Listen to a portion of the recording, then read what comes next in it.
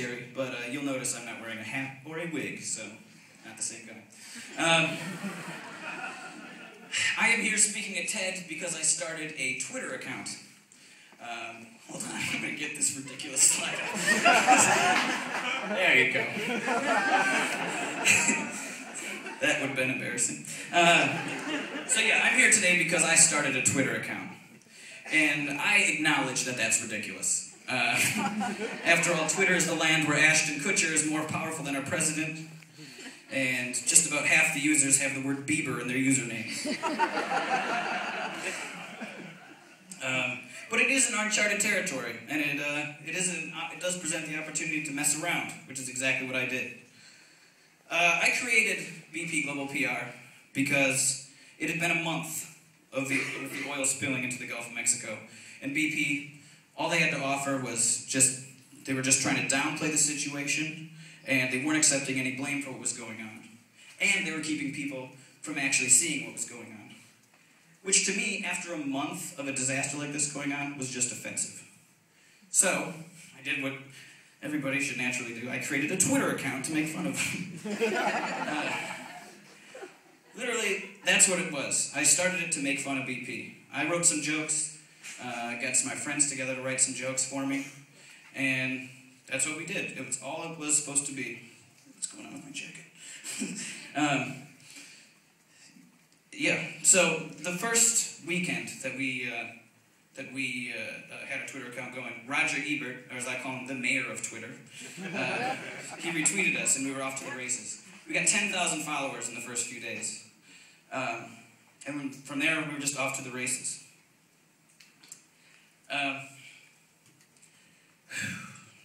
Roger Ebert, what a guy. So, basically, why did I do this, huh? I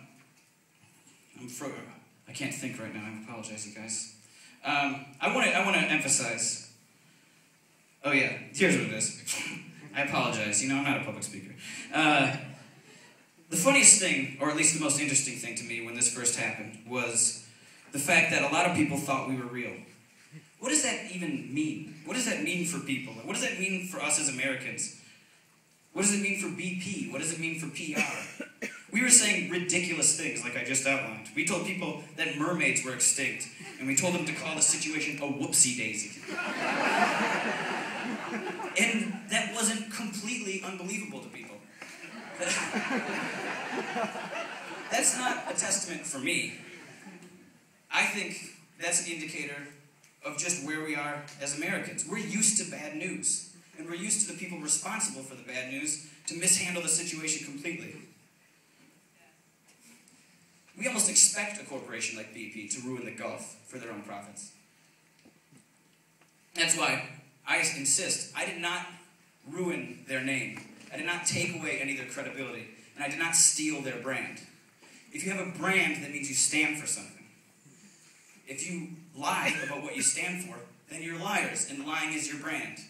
People had plenty of reasons to be mad at BP. I just wanted to.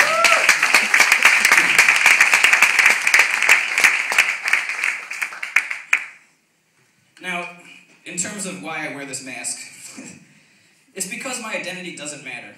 2 months ago, literally no one cared. So, why should it matter now? If I took off this mask, you'd all be incredibly underwhelmed. I'm just your average, run-of-the-mill, 6'3" tall black man.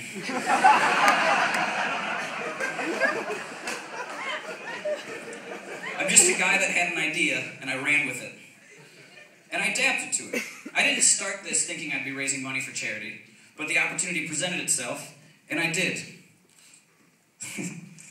I didn't plan on going down to the Gulf, but when I did, I saw firsthand how serious the situation actually was, and I realized that I had a vehicle, or a tool, to engage people through humor and actually share a little bit of truth about what's going on down there.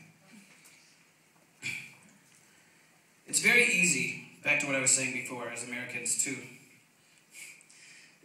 it's very easy to just get down. We're used to bad news. We're in 2 seemingly endless wars. Our economy's collapsed. Our healthcare situation is just, not good. People are losing their homes, and the Gulf of Mexico is being destroyed before our very eyes. But that doesn't mean we should be hopeless or despondent. And that doesn't mean that we shouldn't engage in the world around us. The whole point of my Twitter account, the one thing you can take away, is that it's a small idea from a small dude. If we're going to face the problems, if we're going to change our future and make it better, we have to face the problems dead on in the present. If you think the status quo is unacceptable, well then don't accept it. Shake things up. Start something. Do something on your own. If we face the present, that's the only way we're going to learn, we're going to adapt, we're going to progress, and we're going to evolve. And what's our purpose if it isn't to make it better for the people that come after us? Now, a few words for BP, my dear friends. You know what makes people upset is when they see an oily animal, an animal covered in oil. You know what makes them even more upset? When they find out that you're covering it, when you're trying to cover it up. And why are you doing that? To protect your brand? I said this in my memo, but forget your brand. It's over. BP, your brand cannot be saved. It's dead. No one respects it. So quit working on that and work towards fixing the Gulf. I think I have to quit. But BP does have quite an opportunity, in my opinion. They have the attention of the world right now. And it's not a good attention, but it's attention nonetheless. BP, what if you said you were sorry and you meant it? What if you admitted your mistakes and asked for forgiveness? And what if you proved that you were genuine about this by actually making actions? What if you stopped drilling offshore and cut your losses?